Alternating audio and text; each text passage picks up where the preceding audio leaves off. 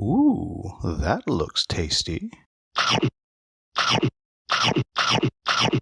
Welcome folks, The Hungry Gamer is back with another mini preview, and today we are talking about USC Reach. Now this is I'm going to say blind bidding game, but that's not really what it is, but that's the best I can come up with as I try to describe it. And in this game, you are on the USC Reach, and you are kind of moving out through the galaxy, and eventually you're going to land on a planet. And each player is playing a officer or faction, whatever you want to call it, on the ship or the ships, trying their best to, well, do the best. And what's going to happen is you're going to play over the course of 9 different turns. And each 3 turns represents a round. And in each round, you will have 3 different tiles that are going to go out that represent kind of where you are going with your ship. And along with that, there'll be various missions that are going to be dealt out. They'll have different rewards for completing them.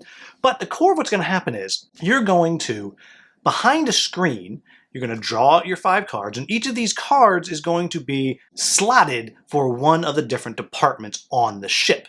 You can always play them somewhere else, but they're worth less. And at its core, each of these different specialists that you have are going to give you a certain amount of power that you can put in each of the individual departments that you can put them in.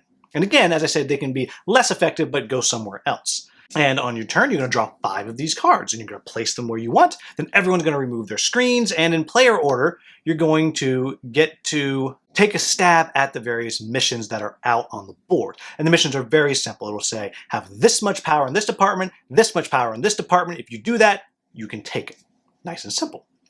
And you're going to progress through 3 rounds doing this over and over and over again. However, as the missions get progressively harder, you're going to be completing missions and sometimes gaining experience. You'll be using those experience to upgrade your card. So instead of a junior pilot, it might be a mid-level pilot. Maybe you upgrade that mid-level pilot to a head pilot. It's not called a head pilot, but that's what's coming to me right now. And then maybe even further to a senior pilot. Or maybe you take that mid-pilot and you turn him into a specialist that does something else. And you're going to play through, as I said, 9 rounds. At the end of the game, however, each player will have their own unique landing card, which is a goal that they had. In-game scoring, if they have the power that's on there, great, they get 5 points or so. And then there's going to be 2 side objectives that it might be have certain members of the staff upgraded to this level. Or maybe it's complete 2 scavenge missions, or whatever it may be. But at the end of the game, you're going to total up your points, which is going to be based on the missions that you have done, and your landing. Whoever has the most points is going to be the winner. So, what do I like about this game? I do like the simplicity of this game. There's not a lot to it. Now, that's not pejorative, but there's not a lot to it. It's a very simple game, and you're trying to outread your opponent, and you're trying to do your best with the cards that you have in your hand to manage your system. Because what I didn't mention is that sometimes you're going to get damaged, and so maybe you have put people previously out onto the side of the board, so they're not going to give you any power, but they're going to defend against damage. Or maybe you're going to put people there to fix the stuff, or maybe you're just going to deal with it and do something else, or you're just going to level your people up. But you're managing these resources and trying to turn it into what it is that you think you're going to need, and hopefully so where you're not kind of just aping what the other players are doing, kind of developing your own strategy, and hopefully your strategy will be better. And I actually like the phase where your stuff is hidden and you're doing it not knowing what everyone else is doing. Then you're going to pull it away, and then you're going to try to react. As you all know, I do like that reacting to what's going on in the best way that you can. So what are my quibbles with the game? And I don't have a ton of quibbles with the game.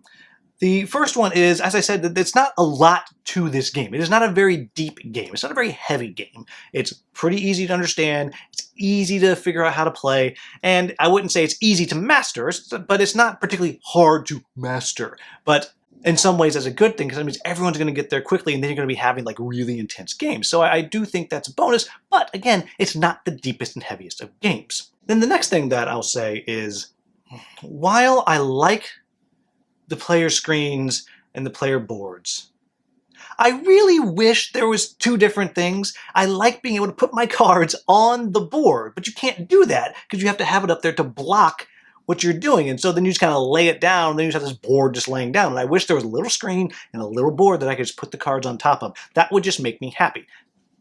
You know, but maybe that's just me. But really, that's it, folks. This is a clever game. It's enjoyable.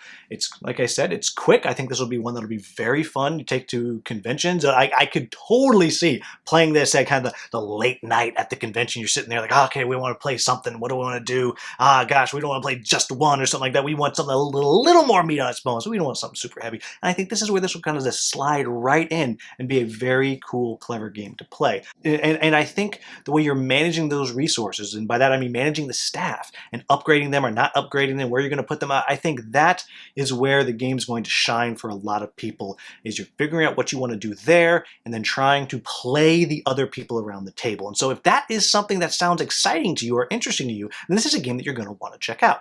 So there you have it, folks. That is USC Reach. As always, if you found this video useful, please like, subscribe, and share. Thank you so much for watching. Have a wonderful, wonderful day.